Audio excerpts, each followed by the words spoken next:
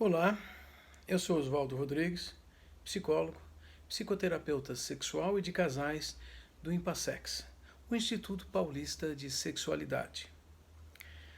Estamos aqui para falar hoje sobre um assunto que tem incomodado muitas pessoas e incomoda muitos casais que nos procuram para uma psicoterapia. Nós estamos falando dos processos de infidelidade. Bem, o que é isso de infidelidade conjugal? Primeiro, eu tenho que começar com um casal. Este casal, ele se formou de alguma maneira. Muitas motivações individuais trouxeram esse casal para ser um casal. É possível que algum deles, por exemplo, tenha tido uma motivação infantil, daquelas aprendemos, ouvimos quando criança e apenas vamos repetir enquanto adultos. Uma dessas é uma frase comum que todos nós estamos acostumados a ouvir quando crianças e repetimos enquanto adultos. Quando crescer, você vai casar e ter filhos. Bem, ninguém nos ensinou como é que ia ser esse negócio de como fazer o casamento, e também ninguém nos ensina como ter filhos. Algumas motivações para um casal se formar podem ser sair de casa, sair da casa dos pais. Outra pode ser uma questão econômica, financeira. Puxa, eu não tenho como morar sozinho, mas a dois nós podemos dividir e podemos conseguir morar num lugar. Bom, eu quero ter pelo menos alguém por perto, porque eu não gosto de me sentir sozinho. Bem, é obrigação nossa de estarmos casados, de estarmos num relacionamento. Existem várias razões, então, individuais que conduzem duas pessoas a ficarem juntas.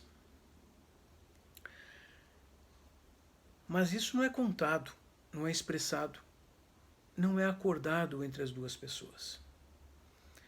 Duas pessoas vão até o cartório, até a igreja, se casam e, na verdade, fazem um ritual, uma situação social, então com testemunhas, de que eles estão, de alguma forma, se prometendo ficar juntos. No casamento civil, sequer existe a obrigação ou não se fala da infidelidade. Em alguns formatos de ritos religiosos, a situação de uma infidelidade é tocada ou demonstrada como sendo inadequada e indesejada. Mas será que esses dois conversaram e combinaram que iriam ter um relacionamento e esse relacionamento iria seguir determinadas regras? Pois bem, então, quando um casal já está formado, mais provavelmente eles também não sabem como que as regras conduziram esse casal a se formar. Quando nós, no Instituto Paulista de Sexualidade, recebemos um casal para psicoterapia. Às vezes, a psicoterapia é dirigida para uma questão sexual. Às vezes, é literalmente uma terapia de casal. Pois bem, como é que nós vamos lidar com esse casal? Eu preciso compreender, eu preciso conhecer da onde veio esse casal, como esse casal se encontrou, como é que esse casal fez esse encontro e quais são as regras que os mantêm juntos. De verdade, eu tenho que, junto com eles, desenvolver esse mecanismo.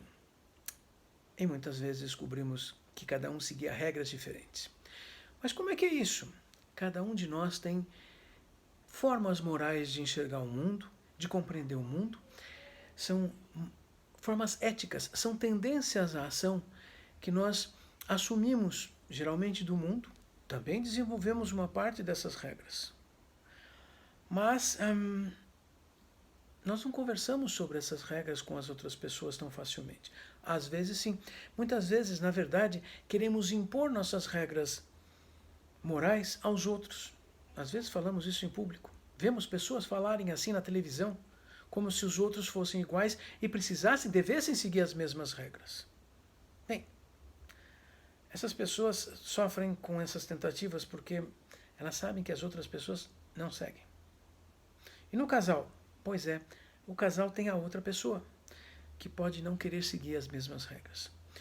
Mas se elas não foram conversadas, se elas não foram explicitadas, então é bem possível que chegue um momento em que um deles quebre a regra que o outro supõe, mas não está quebrando a regra pessoal. E faça algumas coisas, e nós queremos falar especialmente do que se chama de infidelidade conjugal. Há muitas décadas eu tenho ponderado quando é que algumas coisas vão se modificar. Por exemplo, dos homens se acharem no direito maior de terem um relacionamento extraconjugal, mas os homens falam de relacionamentos sexuais, como se fossem atividades físicas em que eles vão ter esse relacionamento. Isso não vai comprometer o casal. As mulheres, por outro lado, historicamente, defendem o relacionamento conjugal como um relacionamento afetivo. Mas o sexo fazendo parte do afetivo. Para os homens, não. Os homens, o casal, é afetivo. Se ele tiver uma indiscrição sexual fora do casal, ele não considera que isso seja infidelidade, que isso seja uma traição. A mulher, sim. De novo, há algumas décadas eu pensava que talvez isso pudesse mudar ao longo do tempo, mas continuo vendo que essas regras permanecem mais ou menos as mesmas. Aliás, a maior parte dos homens ainda continua compreendendo que as mulheres, pois é, as mulheres não podem ter relacionamentos sexuais fora de casa, porque isso seria também uma infidelidade. Porque os homens não querem. É simples assim. Mas eles podem. E eles acham, sentem, têm certeza que não estão quebrando o acordo e não estão manchando o relacionamento a dois. Mas isso acontece muito. Veja, as pessoas falam para os jornalistas que isso acontece em 80%, 90%, 100% das pessoas. E que hoje as mulheres traem tanto quanto os homens. Bem, aparentemente, se nós falarmos de questões sexuais, as mulheres traem muito menos que os homens, obviamente. Mas as mulheres têm aparecido falando da possibilidade de terem múltiplos relacionamentos e não precisarem se dedicar a um relacionamento único.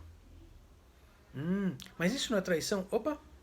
Existem algumas pessoas, na verdade sempre existiram, são as mulheres que passamos a chamar, a denominar de feministas, que são mulheres que na verdade advogam a ideia de que têm os mesmos direitos que os homens. É uma equidade de direitos.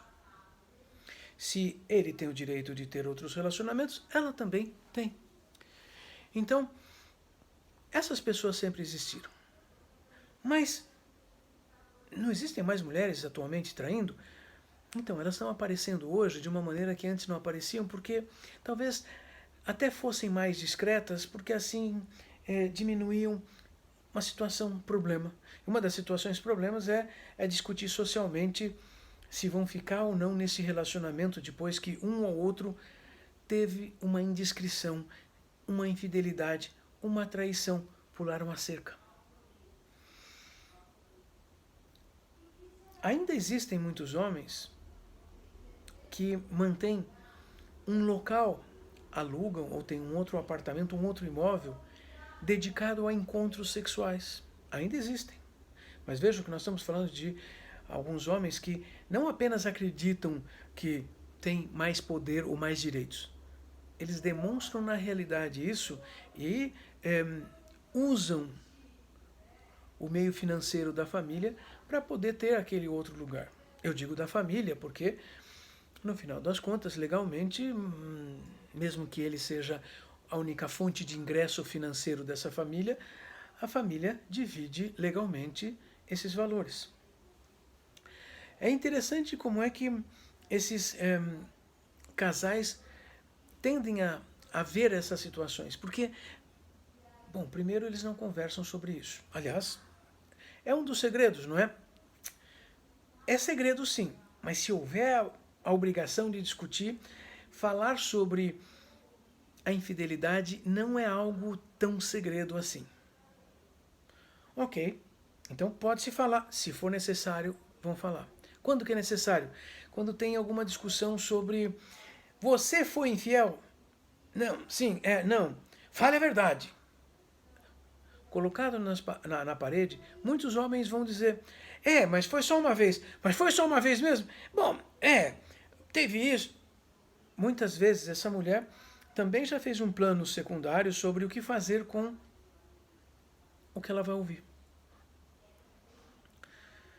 Já tive casais em consulta onde esse homem achou que contando seria melhor. E contou, não, foram 13. Tantas vezes com essa, tantas vezes com aquelas, tantas vezes... Mas com essa daqui só foram uma vez. De contar, tintim por tintim. E depois dele contar tudo, a mulher diz, agora nós vamos nos separar porque eu não admito isso. Uau! Quer dizer, muitas vezes existem formas de comunicação que também não são as esperadas. Eu tenho que compreender que é isso que nós estamos chamando de infidelidade. Se essa pessoa trata como uma coisa que é pessoal porque ela quer, isto é individual. Isto é privativo. Se ela dividir, ela está dando direito a outra pessoa decidir o que fazer na relação a dois. E sim, precisamos compreender isso de uma maneira muito especial. O casal, os dois. Não são dois indivíduos somados. O casal é uma entidade muito especial e diferenciada. Esse casal tem outras formas de entender a relação e talvez, de uma forma não dita, não comunicada, não expressa verbalmente, esse casal viva a ideia de que, horas, claro que nenhum dos dois vai ter relacionamentos extraconjugais, relacionamentos fora do casamento. Mas veja que eu pressupus uma coisa. Esse homem, talvez, ele tenha se comprometido a ter relacionamentos só sexuais. Pois é, mas eu sei de situações em que aquilo se transformou numa paixão. Paixão não é amor. E com a paixão e sob a paixão, ele abandonar a família. Mas também paixão é uma daquelas coisas interessantes, é um misto de emoções muito fortes que sim, mobiliza as pessoas, mas ela tem prazo de validade. Às vezes 2 meses, às vezes 6 meses, às vezes até 2 anos, até um pouco mais. Não mais que isso. Se essas pessoas não sabem como transformar um monte de emoções apaixonantes em uma relação afetiva amorosa, eles não ficam juntos. Então, de novo, nós estamos falando de como é que os casais podem se formar ou se desfazer, mas os homens acreditam que eles podem ter relacionamentos sexuais fora de casa porque eles não vão amar outra pessoa. Pois é, mas existem pessoas que amam mais de uma pessoa. Como fazer isso? Como viver com isso? Isso fica para um outro momento. Mas nós estamos falando da questão da infidelidade. A infidelidade, ela vai ajudar o casal a resolver problemas só se conversarem a respeito. E muitas vezes vão precisar de um mediador, um terapeuta, um psicoterapeuta dedicado ao tratamento de casais. Isso é fácil? Não, não é fácil. Mas essa é a maneira do casal poder replanejar, recontratar o casamento. Tem jeito, então, mesmo com uma infidelidade, esse casal ficar juntos de boa, ficar juntos bem? Claro que tem. É possível superar uma situação dessas, uma crise dessas, e sentimentos negativos que permeiam, povoam e circulam ao redor dessa circunstância. Mas ambos querem, ambos podem, ambos farão esforços? Essa é a minha pergunta quando um casal chega. Porque eles podem começar uma psicoterapia, eles têm 3 alternativas possíveis. A primeira é que eles passem muitas e muitas semanas, muitos meses, todas as semanas vindo para a sessão, conversando, discutindo, e de repente cheguem à conclusão que eles, olha, eles são assim mesmo, vão continuar do mesmo jeito. A outra alternativa pode ser que eles percebam que eles não vão superar a situação, eles não querem superar o mal e precisam se separar. Porém, vão se separar de uma forma muito mais civilizada e adequada, porque eles já conversaram, discutiram, debateram e compreenderam como não precisam odiar o outro. Afinal de contas, continuar odiando o outro é perda de tempo. Existe uma terceira possibilidade, né? Eles superarem, viverem bem e terem um novo relacionamento, como se eles começassem um novo casal. Uma nova forma de relacionamento, uma nova forma confiável. Viu? Existem alternativas. Vamos lá? Se precisarem, estamos aí. Nós, do Instituto Paulista de Sexualidade, cuidamos dessas coisas. Venha, teremos boas coisas juntos. Até mais.